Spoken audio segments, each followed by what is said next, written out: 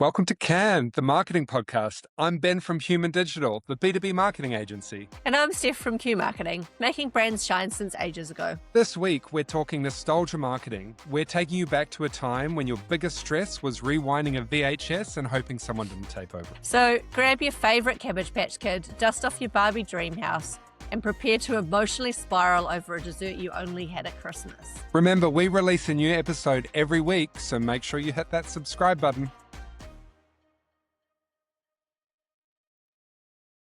Happy Wednesday, Steph. Where in the world are you? Happy Wednesday, Ben. Well, today it's my turn to travel. So I'm actually currently beaming to you from the 68th floor of a hotel in Melbourne. And I've been in Australia since Monday morning. So I've done 2 days in Sydney and now I'm spreading the love and doing 2 days in Melbourne. And I've spent the last couple of days going around and visiting a lot of pet stores. Oh, nice. So I learned a lot about the pet category over here. So I'm here with Animals Like Us. And actually Angus wanted a shout out. He just wanted everyone on the podcast to know that he's been lifting my really heavy suitcase into Ubers for the last 3 days. Have you, so in these pet stores, have you met animals or is it mostly just products? No, actually, great question. I've seen some fish, but I have not. I've seen some kittens, but I largely have not seen animals. But we've also been visiting Woolworths and Coles, and that's been super interesting because can you guess what the hottest trend is in the supermarkets at the moment? Can you have a guess at kind of the category that's going great gun? Oh, and what, like in the human category or the pet category? Let's go human. Yeah. Is it Biscoff biscuits into yogurt? It's not quite. It's actually not quite. So it is protein, which shouldn't really come as a huge surprise. Oh yeah. But holy heck, protein everything. So can I just say protein bars? So today we're going to talk a little bit about nostalgia marketing, which is I found some perfect examples. So not only is protein massive and it's in everything, which we all know, but in the actual protein bars themselves, they've done collabs now. So you can get a violet crumble flavored protein bar or a Chupa Chups flavored Oh, gross. Oh, no thanks. Yeah. Actually, no, I think, is that the protein water? The protein water that you're talking about, the Chupa Chups flavor? No, this is just this is literally those protein bars. Right, protein bars. Yeah. So I've seen, so there's protein water. Like I'm used to having protein powder, which is more milk based. They now have protein water and they sell protein water in shops. I had some at an airport recently. I did not enjoy it. It was not an enjoyable beverage. Yeah. And I've seen, I think I've seen Chupa Chups flavored protein water where you can like mix it and make it at home. It sounds awful. And so one other thing that I saw today, and I actually took a photo of it. So do you remember the chips CCs? Are you old enough to remember the corn chip CCs? Only CCs that tasted like these? Yes. So I walked past, so they haven't been seen for a long time. And I saw a packet of CCs that was which was combined with a 4 and 20 pie flavor. So it was like a steak and cheese flavored corn chip. Anyway. Oh, well, actually, I can see that. I can see that working, to be fair. I feel like that's a category, like as long as it's savory, like I feel like you can do anything with a corn chip or a potato chip. Yeah. So there's some weird stuff happening in the food department over here. So what's been happening in your week, Ben? I feel like you and I have had some shared weekend experiences. Yes. So I was at Splore over the weekend, which was great. I popped in for the day on Saturday and stayed till the evening. And I really wanted to see the Italian duo Mind Enterprises. So they are a electro pop band that played on the main stage. Amazing. Yeah, they were really cool. I've been following them for a long time, and Splore did not disappoint. No. It is such an amazing experience. It was my second time visiting, and the people are great, great atmosphere, great music, good food. Yeah, it's hopefully. Apparently, it was the last one. But how did you find it? I had the best time. I haven't gone for a couple of years. There were so many things to love about it. My partner was going for the first time, so he didn't know what to expect. And I think the amazing thing about, in fact, a few of my friends had gone for the first time. There's something to explore. You don't have to have a plan. So you can turn up Mm, and like you can go and see the people that you want to go and see, but equally you could just sort of wander around and find a gorgeous little bar hidden in the trees, or mm. go and do some yoga or some there's all sorts of things that you can do. I just loved every second of it. And one of the things I really thought about while I was there was how great that the Auckland Regional Council opens up their park, their regional park, Mm. for an event like that. Like, I just think it's such a special place and such an amazing event. And it's really sad that it's the last year. Yeah, yeah. Noted that There were you didn't dress up though, Ben. I have to say, quite disappointed that there was no no, no, I didn't dress up. costuming. I was going to, but yeah, no, I just popped in and I had a great time. But I did see a lot of amazing costumes, and I've seen photos of yours. Very impressed. Thank you. There's a lot of outfit. There's a lot of tutu going on in that outfit. Yeah, so I did put on my crazy glasses, and they are fun. It's essentially one side of the glasses winking at you. I'll have to share a photo with you. That always turns heads because it's kind of a mind fuck. Okay. Yeah, they are really fun.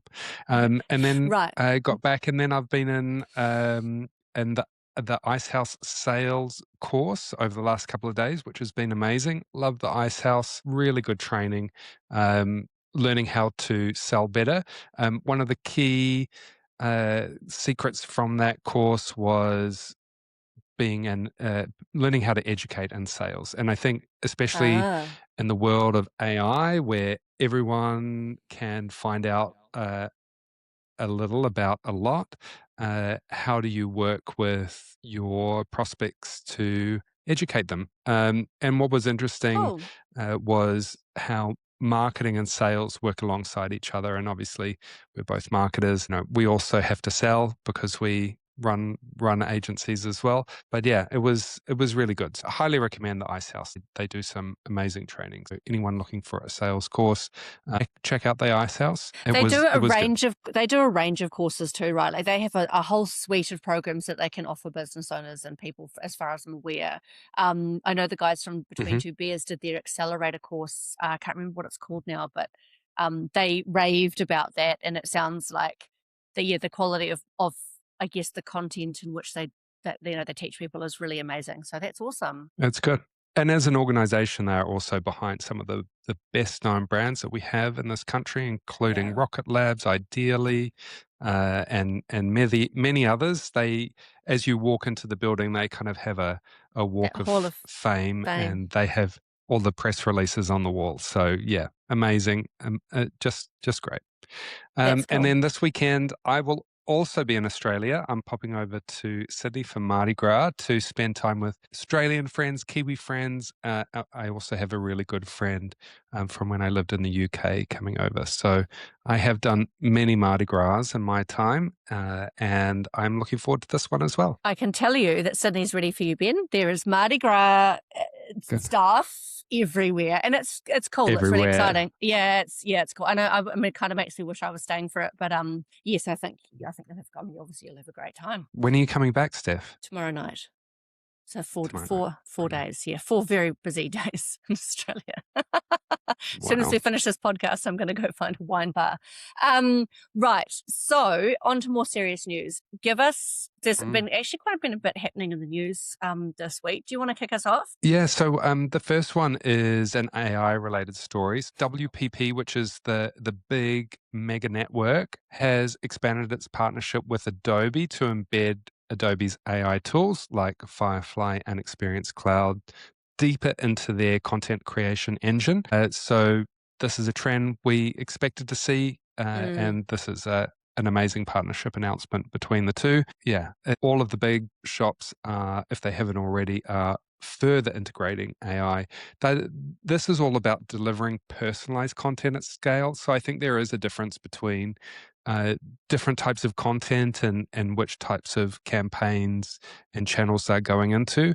To be clear, this is about that personalized content. So what personalized looks like for WPP's clients, I guess we'll find out. But I'm thinking it is copy, it is images, it is how do you make a piece of creative more appealing to a really specific audience. So really interesting to see that. Yeah. I don't suppose you know Yeah. if there are other agencies doing the same thing with Adobe. Like, surely Adobe's got to be a leader in that creative Everyone. space, right? Uh, Yeah. well, I would say, yeah, not to generalize, but most top-notch designers use the Adobe Adobe platform, Suite. and they are using those tools that are embedded. I think this partnership is probably a step further. There are other agencies that are developing their own in-house AI platforms that are using other AI tools.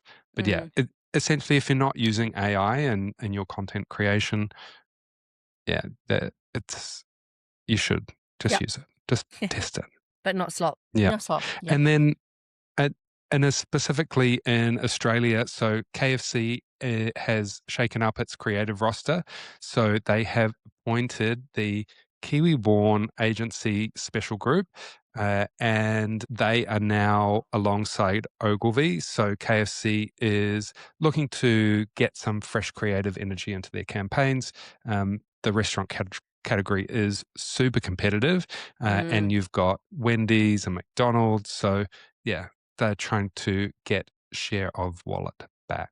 So that's good to see. And then they've done it across the board, right? And Because then not, yeah, they went to pitch, and I didn't realize they were pitching in Australia as well. And this is interesting because we've talked before about special PR done some amazing work for KFC in New Zealand, and that KFC NZ had gone out to pitch as well. And I think there was a bit of a rumor that maybe Special would get the KFC business in New Zealand as well. But in actual fact, Steve and Aotearoa, formerly Bastian Shine, have been appointed as the creative agency for KFC NZ. So they've obviously done a big shake-up across and is the that board. alongside Special, or is that Bastion alongside Special, or Bastion by themselves? I don't know the answer to this. I'm gonna guess that Special PR is still the PR agency. That's gonna be, and I don't Mhm. know that's fair fact, but I'm gonna guess that that's the case because they've done some great work, and this is purely their creative agency. So I should imagine that they'll be having both. Because I'm actually interested that Australia have got Special and Ogilvy. So how does that work together? Like who's got the Mm. lead?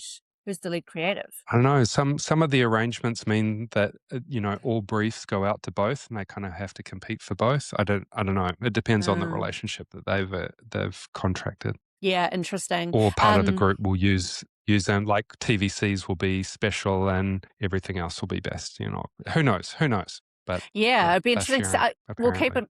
keep an eye on the space. And then the other thing that's been happening, and it's funny, I think only marketers really are going to care about this, to be fair, which is great for our audience. I have seen LinkedIn becomes a little bit of a there's a lot of thought pieces that like to happen on LinkedIn, and But I've it it seen it becomes an echo chamber, I think is what's happening a little, yeah, maybe?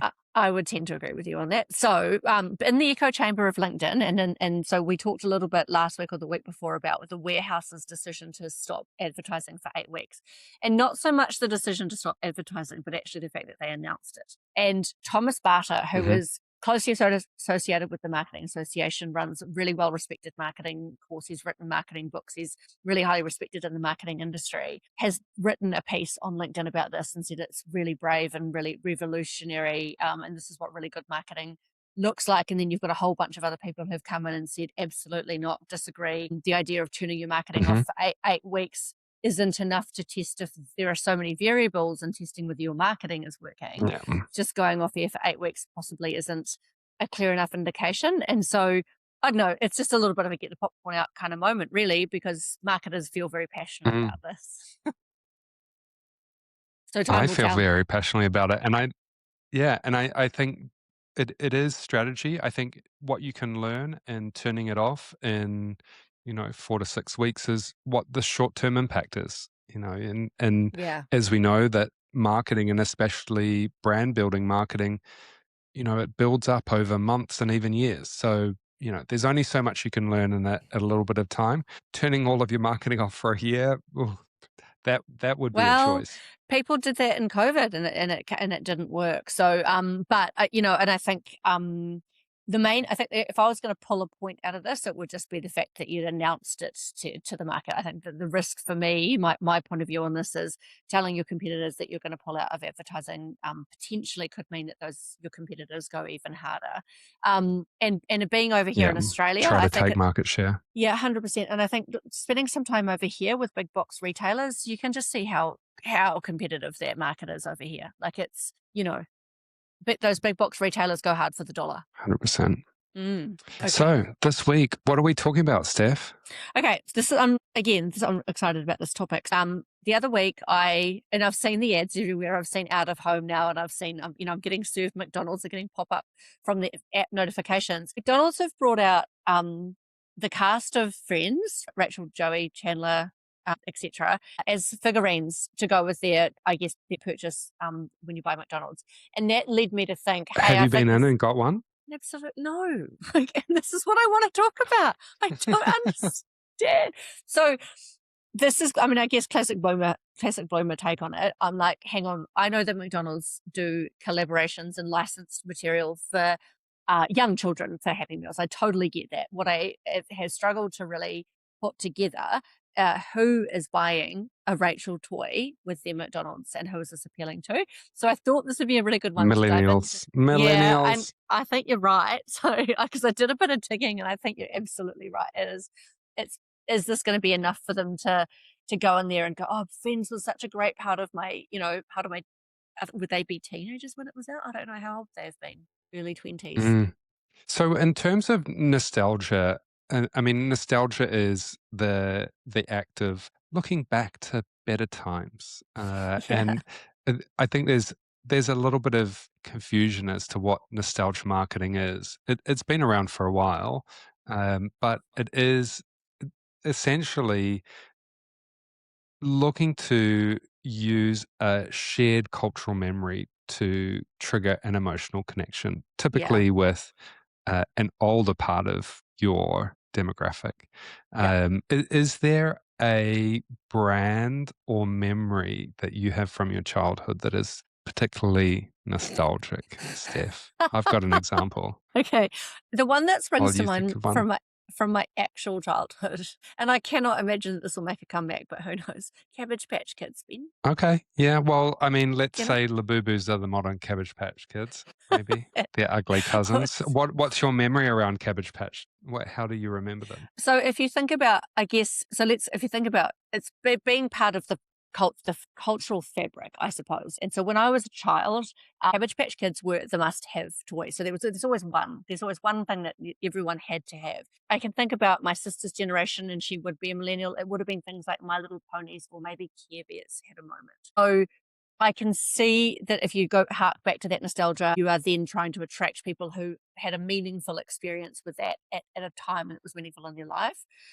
What would your example be of a childhood memory? Well, my nostalgia brand is Viennetta. So Oh, Viennetta is my childhood memory, and we grew up a family of 4 boys, and we would hoover up everything that came across the dinner table. There was never a crumb left. mm. Viennetta was, I think it was first introduced because our auntie brought one over, and yeah, it was a treat. So for those that don't know Viennetta, it's kind of like this layered ice cream thing with Log. chocolate It's a log on the shape. top. Yeah, it's a log, and you Yeah. cut it up and you eat it, and it is yeah it was affordable luxury. Let's say that it Well, wasn't I tell you what, it was the thing that you brought round. If you were on dessert, did you not just bring yeah the streets Viennetta? Like that's what you did, right? Because yeah that was your fancy dessert. And this is in a time where we were all drinking, we were all eating ice cream out of 4-liter tubs, weren't we? tubs. Yeah, Correct. and those tubs were amazing. Like another nostalgia is boysenberry tip top ice cream. Like I think ice cream is a very nostalgic item. I mean, but Viennetta was definitely for those special occasions, and it does resonate with Gen X and older millennials, myself being one, um, across Australia, New Zealand, and the UK. So it was the fancy dessert. And I So do remember the ads as well about, I forget what the phrases were, but it was all very like they would serve the Viennetta like a crystal glass platter thing, and the crunching of the chocolate as you cut through it, and it was like some sexy British man saying It was. Viennetta this and that. So I'm going to play this for you though. So let's say let's say Streets, which is now, because it was Streets Viennetta, and then I feel like there was a I think it buyer. was. Yeah. So, but if Viennetta came back now, because it's some of the things that we often It's talk still about. there. Hey, I've found it a couple of times. is it? I'm But pretty sure it's still there. I bet it's Yeah. smaller. I'm guaranteed that it's smaller, and it won't be as good because there's the shitification of all of the things that we loved as children. Mm, They don't taste as good anymore. it's So so good. one of the things No. I like thinking about, I guess, pulling. So McDonald's have actually got a bit of a history, and I know that I feel like I'm a little bit incensed about this. The Friends and the McDonald's marketing. McDonald's have got a history of this, and actually. Do you remember the Hmm. Grimace campaign that they did, which might have been last year or the year before, and everything was Grimace? Do you remember that? Yeah. Yeah. And Brilliant. yeah, Brilliant. Purple. I mean, it very leans into the trends of the time, which is like the Charlie XCX green, the Wicked green and pink. yeah, This was Grimace purple. It yeah. was amazing. And so what they did really well is they created new products. So they brought in, specific Grimace products. You could get Grimace figurines. I'm pretty sure they gamified it. And I have a funny feeling that might have been presented in an awards. And I don't know if it was Cannes, but it was something that was presented in awards last year. And they had gamified like Find the Grimace. So they brought back all of the things I think that people really loved about the Grimace, and he brought personality to McDonald's. Mm. And I think they've actually also done a Tamagotchi campaign. Like they've actually, brought back the Oh, Tamagotchi. brilliant. So this actually could be one string to McDonald's bow specifically around getting these millennials, because this very much feels like a millennial play. Like just getting people in. Tamagotchi. Yeah. I mean, that's layered nostalgia. That is brilliant. Yeah, And, nostalgia isn't just retro design for the sake of it. It is really, it is a deliberate use of that shared cultural memory. And it works because like memory is emotional. Like you're tapping yeah, into people's, remembering the yesteryear. Um, and I think as we age, we become more sentiment driven, where we are yeah, remembering fondly our childhood or our teenage years. And on top of that, when times are uncertain, I would say we're living in uncertain times, people gravitate to that familiar and safe. yeah. Controversially, the MAGA campaign sadly leaned in heavily to nostalgia. I mean, MAGA is Make America Great Again. And so, technically they are using that emotional, remember the past, Yeah. so, it's very powerful. It's a powerful marketing tool. And if we sort of just lean a little bit more on that McDonald's example, just because that's the one we've started with, there are lots of ways that McDonald's can go to market in terms of talking about how great like if you think about, you can go with functional benefit, you can go with deals, really down into that heavy retail layer and go, get this bundle deal for $19.99 or whatever. So this is the emotional tie, and Mm. I think you're right. They're really and a couple of things. Millennials are basically now the biggest group. They've got the most purchasing power. They're in their peak earning years. We're the new boomers. We're the new boomers. Yeah, Gen X yeah, and boomers, and now millennials, they also have deeper memory banks. They've lived through more decades. They have more purchasing power, yeah. and they really value that authenticity over trend chasing. And I think you're a key example, Steph. You hate all of the latest trends. You lean Uh, back more into, the better days. I'm just trying. I mean, I'm And trying to they think about also, what would get me to part with my dollar. I don't know. yeah, definitely not a Labubu. So, they also respond to brands that respect their lived experience. And I think that's where, older audiences don't want to be patronized. They really want to be recognized. And that Yeah. nostalgia is all about recognition. I think there's something else too that maybe we haven't thought about here, which is this the rise of 90s is becoming really hip and cool again, right? So we know that fashion is really cyclical. We know Hmm. that decades they cycle back. I think it's an average of 30 years on. We go back to the generation 30 years prior. And there's probably Yeah. something really smart here in terms of referencing things that were really popular in the 90s and younger generations rediscovering 90s, what was 90s Mhm. cool, but doing it in a really modern way. So I think Mm. the Grimace example is probably an excellent example of that. Possibly the Tamagotchi. Look at this cute little piece of technology that existed back in the day. Yeah. Um, one of the biggest pieces of nostalgia marketing that took over the world was the Barbie movie. I feel like that was 100%. incredible. Yeah. Like, and who didn't Yeah. have and And Barbie's been around for such a long time. and it is, you have to be careful as a brand because if you don't do it well or if you fake it, it can go down like a lead balloon. We'll have to have a look at some examples that maybe didn't work, but Barbie is a great example of it going really Well, well. And, Barbie did take an angle. I mean, the Barbie movie has been heavily criticized for, some of the messages that were in there, like overall positive, but, it's not without criticism. And people remember these nostalgic brands and often they hold them very close. And if you don't agree or, you change it too much, people can get very upset because they are very attached to these brands. So yeah. yeah, it really only works when it's genuine. If you fake it, people can smell it and yeah, maybe it won't go well.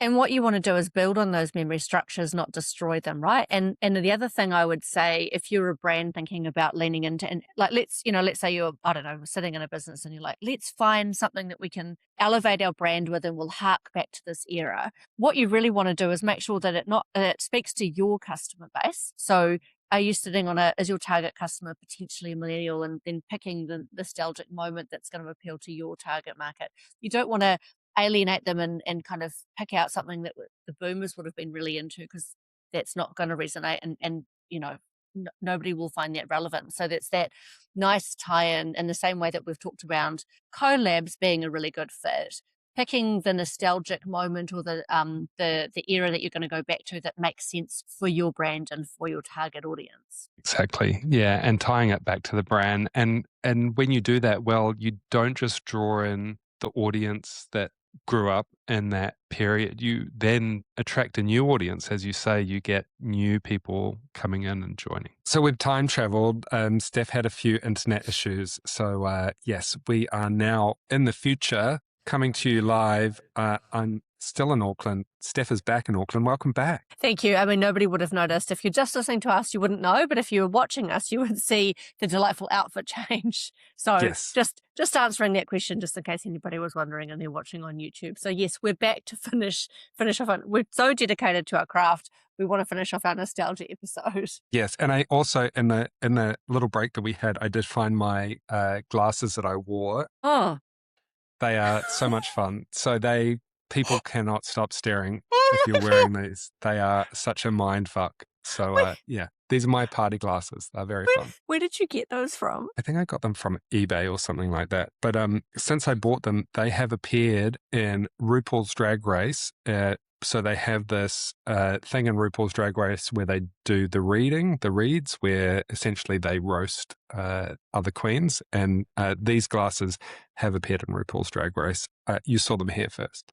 I feel like this is a great compliment to you. Okay, so Barbie was our last. So We were talking about Barbie, and like a lot of things, I always reflect and I think, what about Labubu? And, mm, Labubu is not a heritage brand, but thinking about Labubu and Barbie, Labubu is almost engineered nostalgia. So there have been these things something that feels a lot like the troll dolls from the 90s, yeah. the Cabbage Patch Kids from the 80s, even Tamagotchis in terms of collectible obsession. So Labubu isn't old, but maybe it's designed to feel a bit old.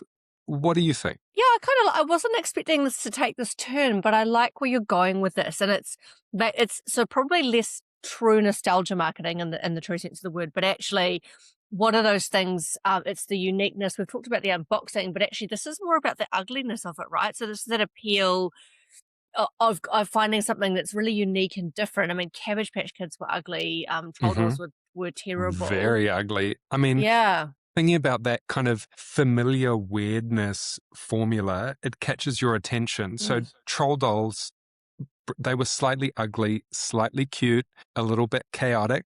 Cabbage Patch were unique, they were collectible, they were adoptable, Yeah. and they were Yeah, they also came with quite their own hard birth to get. certificate Yeah, and they too. were really hard to get at peak demand, and Labubu is tapping into that. Maybe not the nostalgia side, but Mm. that quirky character design, collectability, scarcity through the blind boxes, and also a sense of ownership. And so it kind of feels nostalgic, even if you have never owned one before. Even if it, and what I love about this is that you've given me absolute crap about the fact that I won't buy a Labubu, and yet so Steph likes to have like things that actually were nostalgic. But maybe now that maybe this is your way of convincing me that potentially maybe I'm the right market for a Labubu. Maybe that's where we're going. So if we bring it back round to Friends, so Mm, Friends is both nostalgia and a collab. I mean, McDonald's we've talked about being a brand that does lean into nostalgia. Another one is Coca-Cola. I think Coca-Cola is one of the real nostalgic brands that we have. A yeah, lot of the ads you see hark back to that time of the Santa, the early America, TV's just been invented. They are promoting the glass bottle shape. So even the new plastic bottles are still in the curve that they have. The font is still that calligraphy font. Um, and so there is a big lean in for Coca-Cola. yeah. I'm so pleased that you talked about Coke, because actually one of my favorite examples here. And do you watch Stranger Things? I haven't watched the latest season, but I've watched most of it. That Yeah. is nostalgia. Yeah, and this is brilliant, right? So, like, if you're anyone of our relative vintage, you'll remember that Coke back in the 80s tried to bring out new Coke, and Yes, and it it, flopped. it was an abysmal failure. But what they Hmm. did is Coca-Cola leaned into this for Stranger Things. Oh, Stranger Things is set in 1985. And so they basically inserted themselves into Stranger Things, drinking new Coke, and then built a whole campaign around it and fully integrated it into the show. And look, I've got teenage children, but we all know the popularity and how it was such a part of culture was talking about Stranger Things. Like it Mm. really, and so through, I guess, that nostalgic, and it was a really authentic way to do it because their product was around in the 80s. They picked a show of the moment, really leaned into it, and did a whole new thing around New Coke. And that was an absolute uh, blight on Coke's history. It's Mm. I'm trying to find a way to say this without swearing. And they turned it into a campaign, 30 years later. 100%. And Stranger Things is the 80s. And it Yeah. is like I see my childhood in that, even though I wasn't living in America. In New Zealand and Australia, we're very heavily influenced by American culture. So, from the synth music to the typography to the wardrobe, the bikes that they're riding, the shopping malls, Yeah. everything is engineered to trigger that recognition for Gen Z and older millennials. And what was really cool about Stranger Things, and I think it's a great example actually in and of itself, the show being nostalgic marketing, is you and I would have looked at it and, do you remember Kate Bush's song Running Up That Hill? That just Love that track. became like a number one just off the back of the show. So you and I look at it, and that for us, we can recall our childhood. But I've got teenage children who have no context of that whatsoever, and yet it was still super popular. So that's a wonderful thing about nostalgia marketing, can just bridge that divide between generations by finding those things that bring people together. And I remember being a teenager and looking back at the 70s and thinking that was quite cool. Yeah. And then even recently, I mean, nostalgia doesn't have to go back to the 80s. If we think about Saltburn, which was set in the mid 2000s, it brought back Sophie Alex Bextor Murder on the Oh, Dance Floor. Now, I, Sophie Alex Bextor is now doing a big tour. She was at the Australian Open, and she kind of just had that one song, which was released in yes. 2001. But Saltburn, even though it was filmed in the 2020s, it was a little bit nostalgic, even though it was early 2000s. So this takes a bit of a turn actually, and I wasn't expecting that we would end up going down this path. But don't you think that the large movie houses and the production companies are really leaning into this idea of nostalgia, and it's become a moneymaker? Like you think about the Marvel character movies and how that has just become a ticket for money. it has brought new people into the franchise as they've gone through and they've got all the dads taking their kids and all the rest of it. I think, maybe movies and TV are maybe the best examples you can think of who are doing such wonderful, like leaning into nostalgia to grow a current audience base. Exactly. And I think they, when you don't have any new ideas, pick up someone's old. Yeah, and repurpose it. I absolutely agree with that. Yeah. And movies are such a powerful way to do product placements.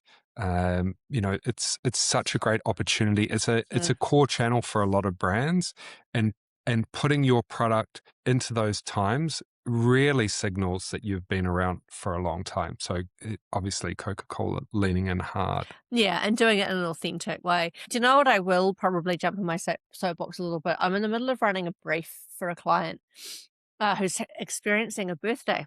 And that's a business experiencing a birthday. One of the things that I think is good to be avoided is nostalgic marketing, where you talk about how great you were back Mm. in the day. Hmm. Any thoughts on that as an angle? Talking about Yeah, yourself and your birthday. I mean, yeah, Donald Trump does this a lot. But it is that you want to reflect back on a collective understanding, not just a You. selfish one. Yeah, Yeah. agreed. So the nostalgia is all about creating community and bringing people together about a shared reflection. If it's just about you, that's not shared, I and mean, people won't resonate with it. do you care that Briscoes have had a 30 birthday? You probably don't care, I do think you? I I mean, do. I like the Briscoes lady. That yeah, but is that's a shared understanding, and I love seeing the Briscoes lady. One of my favorite memories of her is when they made her as big as Godzilla, and she was like stomping through the streets. I like that was really fun. do you know That what? It would be wonderful to get somebody from Briscoe's marketing, wouldn't it? Like they've consistently executed the same thing for such a very long time. they have, and that's exactly what Coca-Cola does. I mean, a lot of that isn't that it's Coca-Cola isn't doing nostalgia marketing. They just don't really change, and Mm. they've just been so consistent over time. And this is really what brand is about. It's like leaning in. It's not, again, jumping on the latest trend or this and that. It is staying true to your brand purpose and refining. And that's what Coca-Cola has done. They're not really doing nostalgia marketing. They just they have strong values and they haven't changed that much. I mean, I know there was a lot of commentary if we go back to that Barbie example about because just about every brand in the world jumped on that, and I think, and I look, I couldn't tell you all of the brands that did it, but there was some chat around some of those brands probably should not have been in the Barbie sphere. Like completely Mm, irrelevant, shoehorning yourself into, yes, a cultural moment, but it's if it's not part of who you are as a brand, don't turn everything pink for this as an example. Because everything turned pink for Barbie, as a nod to it, and that is what I would call classic trend like jumping on a trend, and with mm, absolutely no relevance to your brand whatsoever. So there were some brands that could do it really well, but others that probably should not have bothered. mhm. So, to sum up, nostalgia marketing is a really powerful way to build community around a shared understanding to win older older clients, older customers, and win them into your sphere. But it has to be done in an authentic way. It has to be done about that shared understanding. It can't be selfish. It can't be fake. It has to be authentic. But it can also, the other thing I'm going to build on that and say is that it also helps you build a new audience through the vehicle of looking back through another decade potentially, or going back to a cultural moment in time, maybe. Mm, I think that can cause people to just reappraise and go, oh, yeah, that's actually really cool. Like, that's really cool. I didn't mhm, think about it that way. And we haven't spent a lot of time on it, but I would guarantee there were things from our youth that we're looking back in time that we would have been our parents' generation or whatever. That, oh, that all of us, that would have been pretty cool. became cool again. Yeah, 100%. Like maybe flares. I wore flares as a teenager. That's an example for you. That's not exactly Love marketing. it. I It's don't fashion related. flares are one of those things that haven't really come back in. Baggy pants are back, but yeah, flares I feel like not so much. We really have to do our fashion edit. There's been some things I've said. So speaking of nostalgia in the 90s, there's been some things that I feel strongly about in the fashion world lately. Mm. Florals in spring, groundbreaking. I feel like when we do the fashion issue, there will be a lot of Devil Wears Prada references, and maybe we should time it for Devil Wears Prada. Let's wait until the show comes out. Actually, that's a good point. Could be one of our longest episodes yet. Brilliant. So what's happening this weekend, Steph? Not a lot, Ben. Not after the big weekend that was Explore. Very quiet. How about you? I really want to see Wuthering Heights now. Speaking of nostalgia, that's going way back. So I would like to see that if I can. But yeah, it will be a relaxed weekend here as well. Fantastic. Well, have a wonderful weekend. And what can we be expecting to talk about in our next episode? Yes, in our next episode, which we are recording tomorrow, what are we talking about, Steph? I think it's luxury marketing. I think we're finally doing our luxury. Well, one of us likes luxury more than the other, I think. So I think everyone who doesn't like luxury, I mean, this is branding. This is the pure essence of branding, and we all love life's little luxuries. And as we will learn, luxury doesn't necessarily have to be a big multi-$1,000 purchase. There are small luxuries in life, like Aesop. Do you know what I love about this episode? I think I'm going to learn from you, because actually one of the things I've always thought about is, wouldn't it be wonderful to be in the world of luxury marketing? And that I really have felt like that has not been an opportunity for me. So I think let's treat this next episode as a learning experience for me as well, to learn a little bit more about the ins and outs of luxury marketing. Love it. Good. Well, Awesome. Have a good week, everyone. You too. See you later, Ben. Can the Marketing Podcast is brought to you by Human Digital and Q Marketing. Our editor is Bruna Barbosa. New episodes drop weekly, so tell your friends and colleagues. If you enjoyed this episode, make sure you follow and subscribe to Canned wherever you listen. Apple, Podcasts, Spotify, and if you want the full visual experience, check us out on YouTube. See you next week.